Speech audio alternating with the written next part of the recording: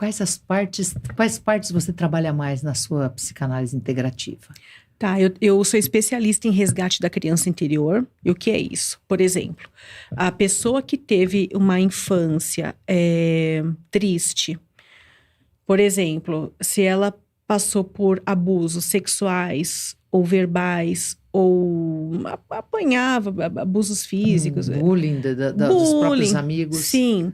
O que acontece? E aquilo não foi bem elaborado, que dificilmente é.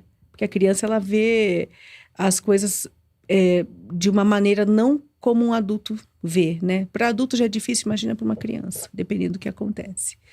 Então, se aquilo não foi elaborado, na vida adulta isso vai inflamar o corpo dela, isso vai fazer ela não ter autoestima, isso vai fazer com que ela não prospere.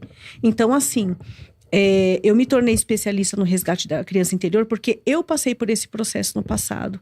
E para mim foi maravilhoso.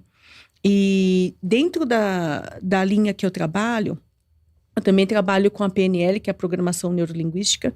Porque assim, se você ajuda a pessoa a ir lá e resgatar a criança interior dela, você tem que ressignificar aquilo. Você tem que fazer com que a pessoa, que a mente dela consiga elaborar rapidamente, em poucas sessões, elaborar tudo aquilo e seguir a vida de uma maneira diferente. Então, você entra com a PNL, com a hipnose clínica. O que é hipnose clínica? É aquela hipnose que a pessoa fica consciente o tempo todo, que ela interage com o terapeuta. Então, a pessoa se sente muito confiante de estar ali comigo na hora. Ela se sente muito confiante. E o que é legal, o que é incrível é que você já vai vendo a mudança ali na hora. Ela é instantânea, né? É instantânea. Porque você trabalha com o inconsciente da pessoa. E vocês não sabem, talvez algumas pessoas aqui não fazem ideia, mas o nosso inconsciente, ele rege o nosso dia a dia.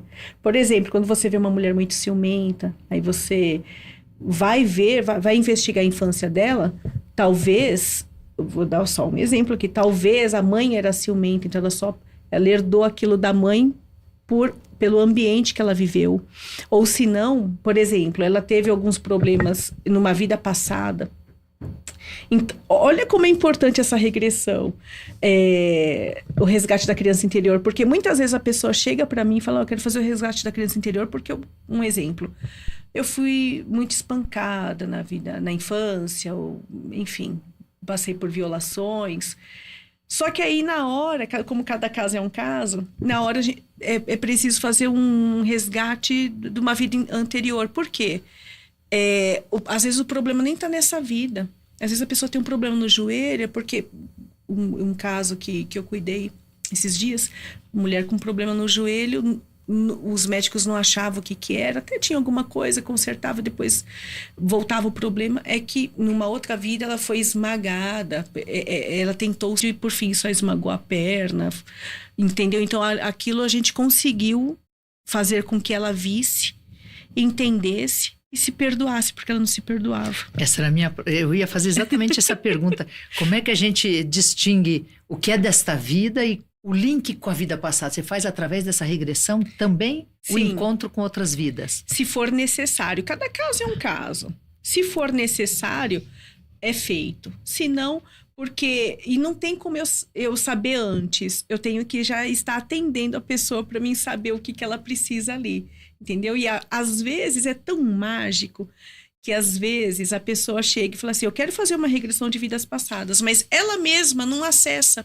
Aí você fala, puxa vida, a pessoa se pergunta, por que eu não consegui acessar uma vida passada? Aí eu falo para ela, é porque essas coisas que acontecem na sua vida agora foram coisas que foram plantadas agora. Então você tem que resolver nessa vida. Agora sim, tem coisas que foi de uma outra vida e a pessoa tem que resolver agora. É melhor que resolva logo, o mais rápido possível, para não ficar sofrendo, né? Para que o karma vire dharma, entendeu? E isso pode acontecer. Pode e deve, né? Pode e deve. Quando eu penso em dharma também, o fato de pensar que o karma pode ser positivo, que é positivar aquela situação. Sim. Ela já aconteceu algo, né, Raquel, que eu gosto de falar para as pessoas. Pensa no passado como algo que eu não tenho como voltar lá e mudar, porque seria muito esforço. Então, algo que eu aceito e que eu... acho que é isso, a ressignificação que você falou. Uhum. E aí eu consigo soltar esse fardo que está sendo...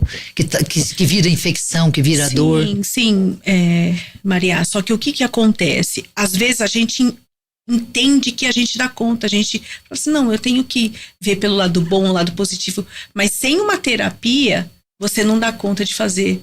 Então você dá conta daqui para fora. Mas seu inconsciente está lá, te inflamando, te deixando doente,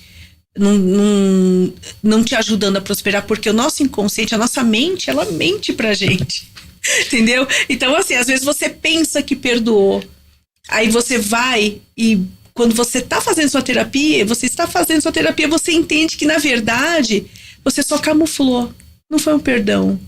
Aí você vai ver que, de repente, você até perdoou a pessoa, mas você não se perdoou. Então, se você não se perdoou, também vai te deixar doente. Então, é incrível como cada caso é um caso, cada terapia ela tem a sua direção. É incrível, é incrível.